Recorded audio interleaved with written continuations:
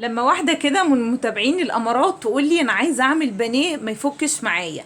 انا بعمل البانيه وبيبقى كده مقرمش من بره والكفر بتاعه مش ماسك فيه. طيب، انا بعمل البانيه وبلاقي القشرة طعمها مش حلو خالص والتتبيلة مش حلوة. انا عايزة اعمل بانيه برضو ويطلع معايا زي اللي بدوقه عند ناس وفي مطاعم كتير. النهارده كده هقولك السر وصدقيني هتدعيلي. لو انتي اول مره تشوفيني فانا ايمي، يا ريت تنوريني بلايكاتك وكومنتاتك، ويا ريت لو جربت الوصفه ما تنسيش تكتبيلي في الكومنت. علشان ناخد اي تطعيمه حلوه لازم التتبيله تبقى حلوه. النهارده كده هقولك على تتبيله سهله جدا.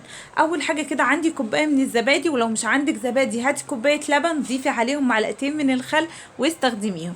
عليهم معلقه كبيره من توابل الفراخ، نص معلقه من الفلفل الاسمر، معلقه من الثوم والبصل البودره، نص معلقه من الملح، وكمان معلقه كبيره من البابريكا، ومرقه دجاج حوالي كده يعني معلقه.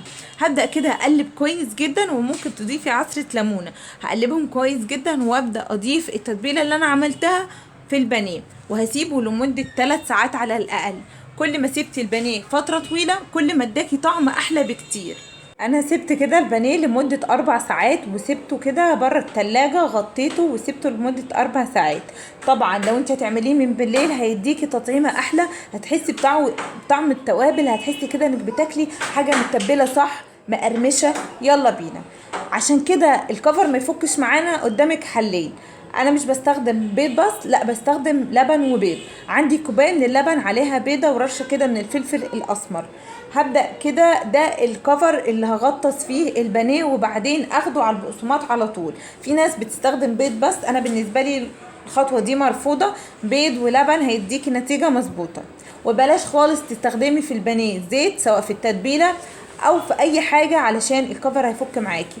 باخد البانيه بعد ما اتبل معايا كويس، بغطسه في اللبن والبيض، وارجع كده اغطسه في البقسماط. معايا بقسماط بشتريها من عند العطار مطحونه، بتبقى حلوه وكمان متبله، مش بتحتاج اضيف لها اي حاجه. وبعد كده ما ببدا اضيف البانيه في لا اله الا الله محمد رسول الله، ببدا كده بعد ما اضيفه في البقسماط بتاعتي بفضل اضغط عليها كويس جدا. دي خطوه مهمه، كل ما ضغطتي كويس على البانيه كل ما هيبدا ما يفكش معاكي. بعد ما هخلص كل الكميه هاخد طبق البانيه وادخله الفريزر لمده 5 دقايق كده يشد معايا. طيب هطلعه كده، يبقى عندي زيت سخن جدا، ابدا انزل بالبانيه وما احركوش خالص غير لما ياخد لون معايا. النار بتاعتي بتبقى عالية، اول كده ما ياخد لون كده ببدأ اهدي النار شوية، يعني ما بتبقاش واطية، وبكرر كل ده والبانيه شفتوا مش هيفك معاك. يبقى خطوتين: ما نضيفش خالص زيت في اي تتبيلة. تاني حاجة نسيبه في الفريزر لمدة نص ساعة على الأقل. أسيب البانيه يتبل على الأقل 4 ساعات علشان آخد تطعيمة حلوة. لما أحط البانيه في الزيت محركوش خالص غير لما ياخد لون معايا. النار لو كانت واطية معاكي هتلاقي البانيه بيفك معاكي. كده حاجات بسيطة هتخلي البانيه يطلع معاكي مقرمش والكفر ماسك فيه واخد لون. يعني عايزه اقول لكم كده وصفه سهله مش محتاجه اي تعب لكل الناس كده اللي محتاره البانيه ليه بيفك معاها. يا ريت كده لو وصلتوا معايا لحد هنا ما تنسونيش بلايكاتكم اللي زي القمر وكومنتاتكم، وشكرا بجد على دعمكم ليا.